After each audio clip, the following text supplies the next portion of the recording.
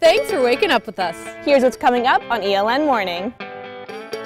So you think you can walk backwards? I learned what it takes to be an Elon tour guide.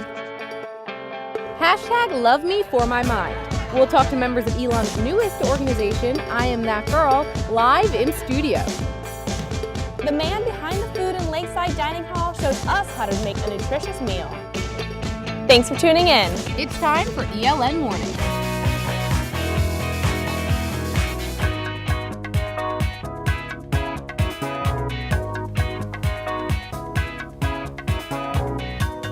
Good morning, Elon. You're taking an early morning look at the Alamance County Board of Elections, where voters can cast their ballots until 7:30 tonight.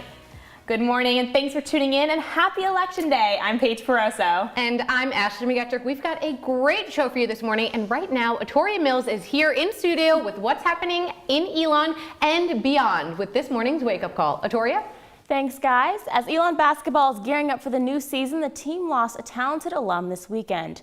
Jesse Branson, the all-time leading scorer in men's basketball history at Elon, died on Sunday at 72. After graduating from Elon, Branson was drafted by the NBA's Philadelphia 76ers, and he played for the ABA's New Orleans Buccaneers. Branson's visitation will be held from 6 to 8 p.m. Wednesday in Graham, and his funeral will be at the Elon Community Church this Thursday.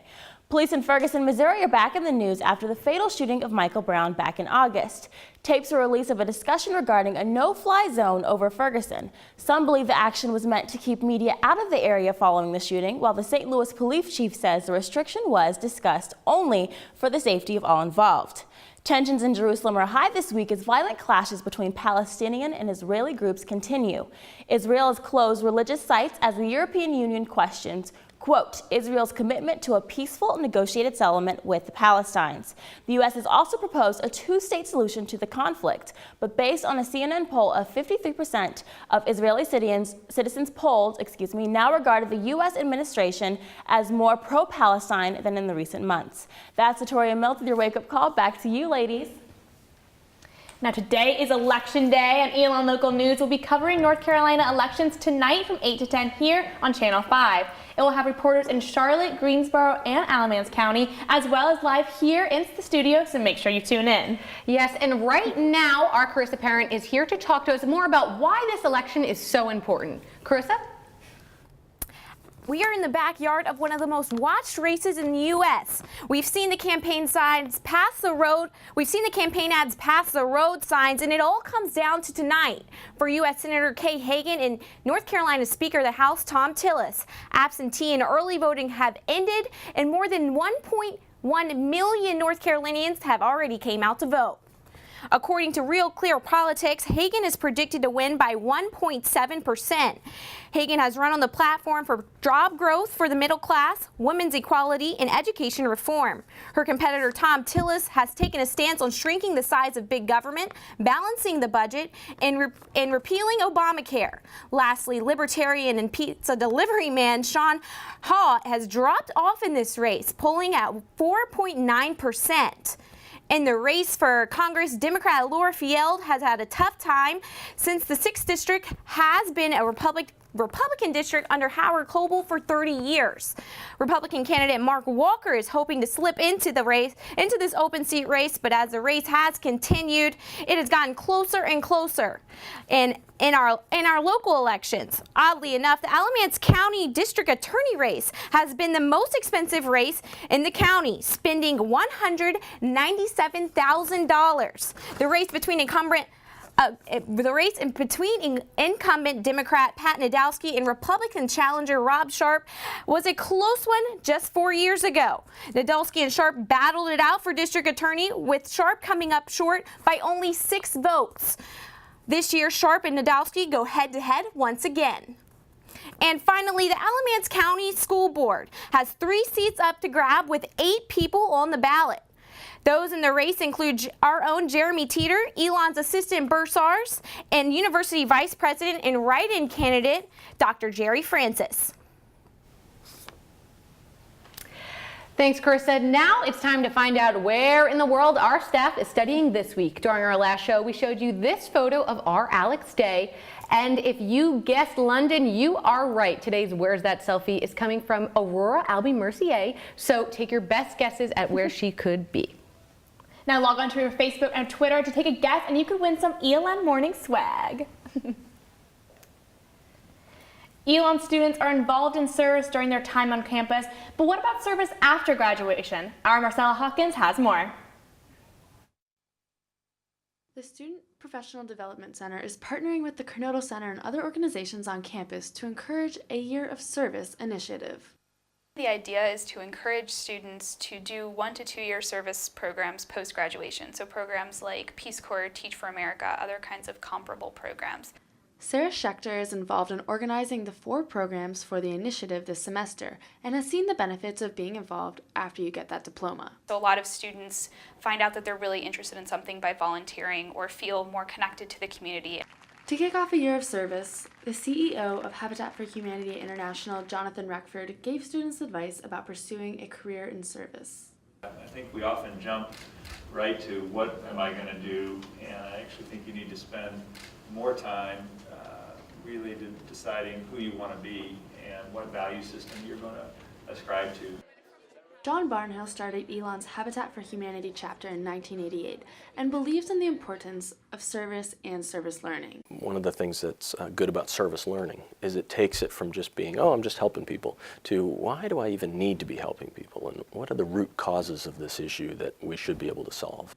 For those behind the initiative, the push for service while at ELN provides a stepping stone for service in the future. Marcella Hawkins, ELN Local News. The next Year of Service event takes place this Thursday at 4:15 in McKinnon Hall. There will be an alumni panel answering student questions about post-grad experience in service. Throughout the month, members of Kappa Sigma fraternity on campus are putting down their razors and won't shave for an entire month. This is the 4th year the organization has participated to raise money for prostate cancer. Each member of the fraternity has his own website to help raise money to reach their goal of $20,000. Will Kelly is a member of Kappa Sigma and hopes that the organization will inspire other students on campus. We just want to continue it, no matter if it's you have 5 best friends who have family members going through it or nobody at the time, because there are so many people that are being affected by it, whether we know it or not. Now, you don't have to work for a big tech company to create iPhone apps. Our Perry Elia Durrani has more with our App of the Week. That's right, Ashley. This week's App of the Week was actually created by ELN Junior Jake Battersby. The app, called Where's the Party, makes finding social events easier and more manageable for ELN students. I spoke to Battersby about how the app works. The app allows a student to get invited to a party, find it on a map, even see if their friends are going. It only lets you see parties that you're invited to or parties that are marked open and that everyone is invited to. The app can be used as an alternative to Facebook events, and it is currently under review to be released to the Apple App Store with an Android version not far behind. For more information or to keep up with the app's progress, you can follow their Facebook page, Where's the Party. For today's App of the Week, I'm Perry Elia Durrani. Back to you, ladies. Now, coming up on ELN Morning, I learned what it takes to be a tour guide. And we'll show you the faces behind a new Instagram getting a lot of double taps.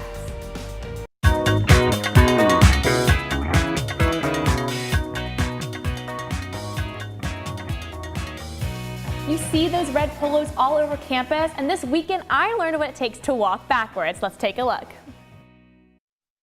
Hi guys, I'm Sean. I'm new at this walking backwards thing. That's what Sean used to say to tours when he first started guiding 2 years ago. But now, being a tour guide comes naturally. I'm a pro at walking backwards now. I can walk the entire campus with my eyes blindfolded and completely backwards. And although on a normal Saturday morning, ELN's campus is quiet, the tour guides are loud and awake.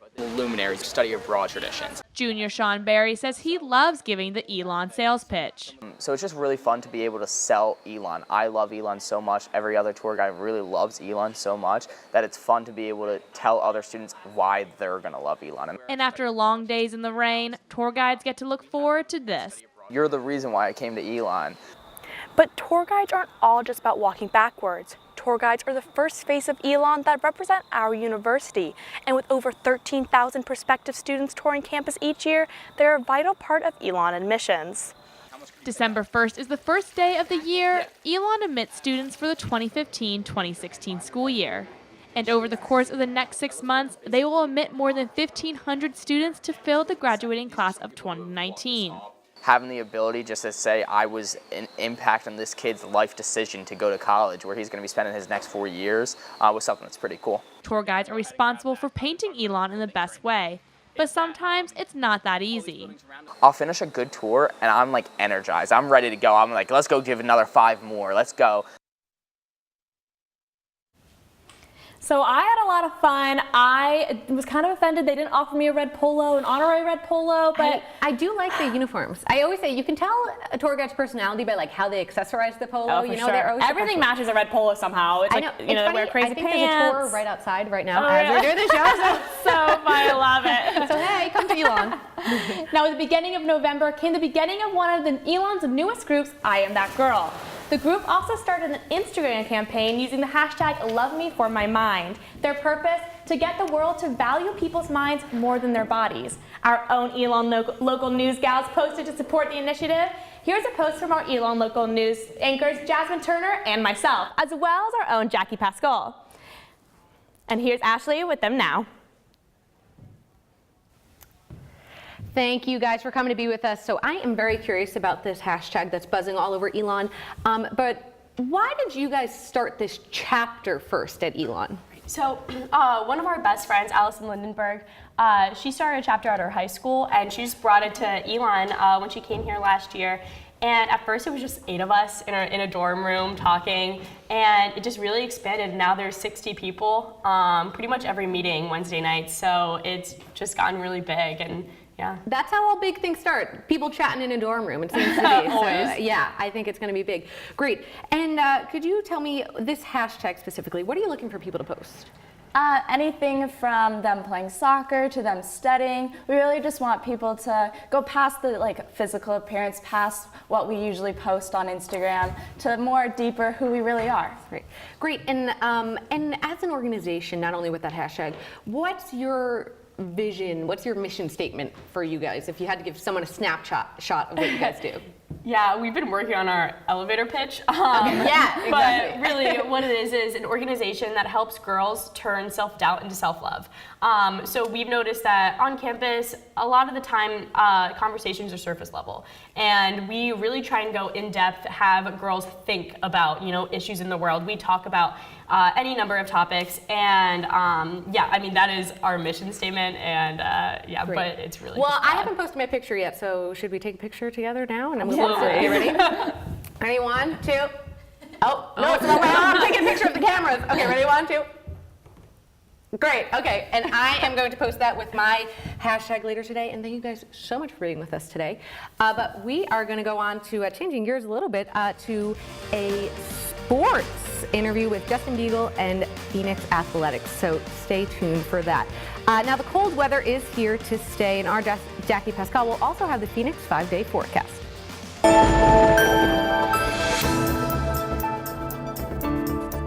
This past weekend, it definitely felt like winter was on its way. Our Jackie Pascal is outside with the forecast. Any chance the warm weather will be making a return? Paige and Ashley, it has definitely been chilly here the past couple of days, and sadly it looks like it's here to stay. Right now it's not too bad out, but a scarf is definitely necessary to keep warm.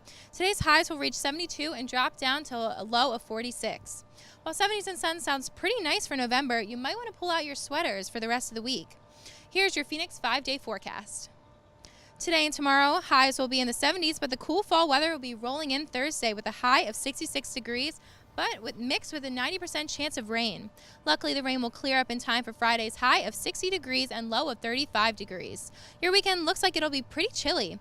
Saturday and Sunday, the temperatures will continue to fall to the 50s as the high. For any weekend plans, I'd say bundle up as the lows will range from 37 to 34 degrees. In downtown Elon, I'm Jackie Pascal. Back to you, Ashley. So I guess that means we're going to have to just soak up those last few days of warm weather because it's only getting colder from here. And as the weather gets colder, you might be getting a cold. Zora Stevenson is here to break down that cold season lurking ahead. Zora?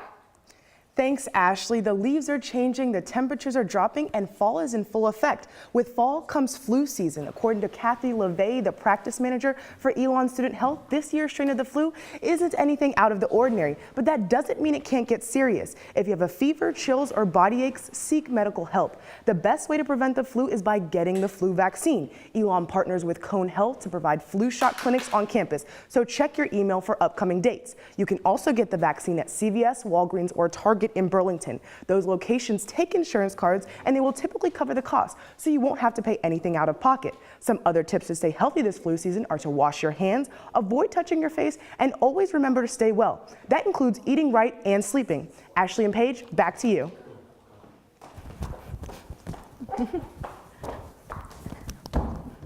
So the Elon's men's soccer team is in the hunt for another conference title this season. After earning a number 4 seed in the conference tournament, the team is preparing to face the 5th seeded Northeastern this Saturday at Rudd Field. Here to tell us more is sports director Justin Beagle and forward Jason Waterman. Thank you very much, Paige. Like you said, we are here with Jason Waterman. And Jason, first of all, thank you so much for coming in this morning. How are you feeling about this game this Saturday? We're pumped for this game. I mean, these past few years since I've been here, the big games, to bring out the big crowds are always the most fun. And we've had really favorable results in the past in them. So hopefully we can repeat that this weekend. One thing you mentioned was big crowds. Last year, they used the hashtag Pack the Fence to bring all the students together here at Rudd Field, and that worked out pretty well for you guys. So how important is it for students to pack the fence again this year? Oh, it's huge. I mean, obviously, we don't have the biggest stands in the country, but we have an environment at Rudd Field when people surround the entire field and pack the fence, as they say. It's incredible. For the fans to be that close to the game gives us a huge advantage over our opponents. And we truly think that's sort of what's put us over the top in a lot of these games over the past few years, where maybe we've won in the last minute or in penalties or just that final kick in overtime. So the crowd, we can't thank them enough for all that they do in those situations. And you're used to bringing on the challenge of getting that golden goal for the Phoenix the last couple of years. But realistically, how far can this team go this year with Coach Little at the helm, with you and the other seniors leading the way? How far can you guys go? Our team can go as far as we want to. I mean, that might sound arrogant. We can go as far as you want to. It's all about how much we can sacrifice for each other, how much we can sacrifice for the team. We have all the coaching we need. Our coaches are great. The players are talented. It's about that attitude. We bring it every single game, and there's no opponent we can face that we're going to be afraid of. Well, we wish you the best of luck, and as a reminder, the game is this Saturday at 7 p.m. from Rudd Field, and be sure to pack the fence and support the men's soccer team. Guys, back to you. Now stay with us after the break. We've got Cooking with Elon's executive chef, Pinky. And our friends from the Pendulum are here with more about the social media accounts you should be following for tonight's election.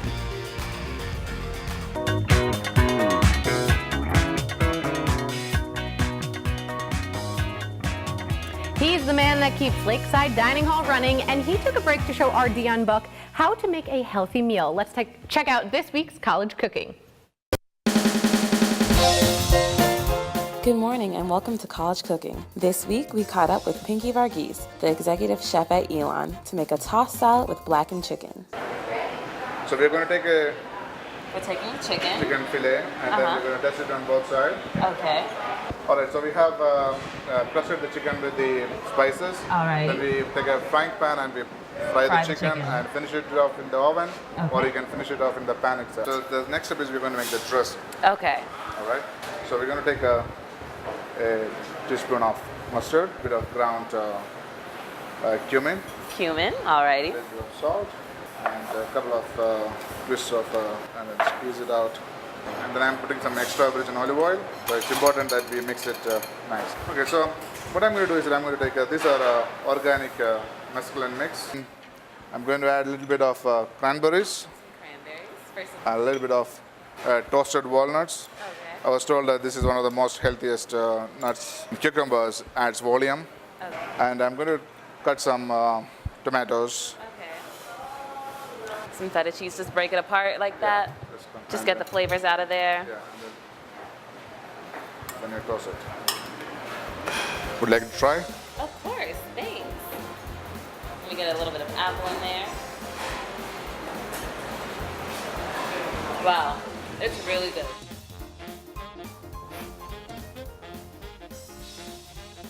That food looked beautiful. Yeah. That looked like it was coming from the root. I feel that's professional. I know. Why didn't I take that story? I know. Seriously.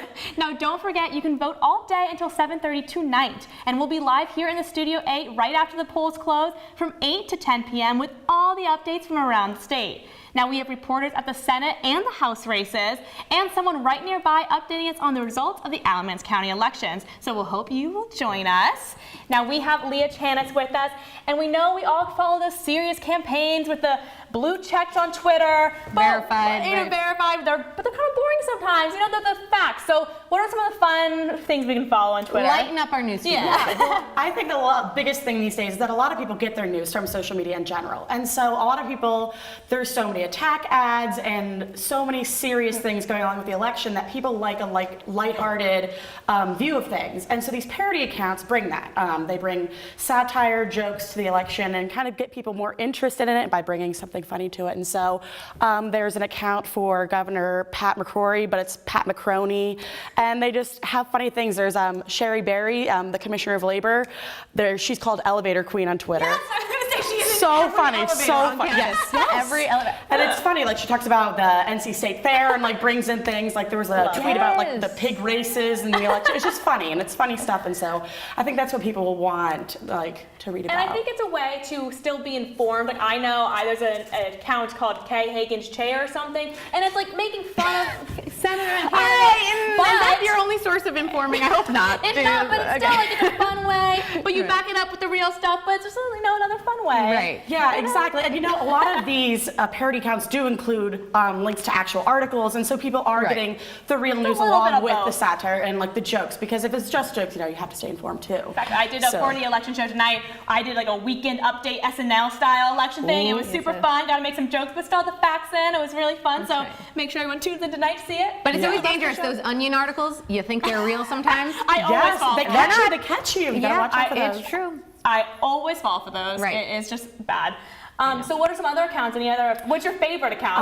I mean, Elevator Queen I think is my favorite just because I think it's so funny. And her face, she made a tweet earlier that said, "My face is already in every elevator. We might as well hold the polls in the elevators." And I just laughed so hard because I was like, oh. You can vote with the floor buttons. Yeah, down, up. That'd be so funny. I feel a lot of like our generation, younger generations aren't active in politics, so I feel like these are also a way to bridge that and to make it so they're more interested because they're like funny, but they're still learning something. It's like secret. It's like oh no, they don't know they're learning. You gotta bribe them. You gotta bribe them with jokes. jokes. There was a tweet on the Pat McCroney account that said, "I didn't actually cry when the bear was in my lawn because there was a bear that came into his lawn, I guess, and there was a whole story about that." And like it linked to the article, but it made people like want to know more about what happened. And see exactly, and it does do that. And candidates' personality is a big pull at the polls, so you know to have that on your side is a little. I love when politicians make jokes about themselves. I think it relates, to them. I mean, if I was a politician, I'd want to have a parody account. Exactly. Well, thank you so much for being with us. Thank you. So Be sure to follow those accounts. Yes.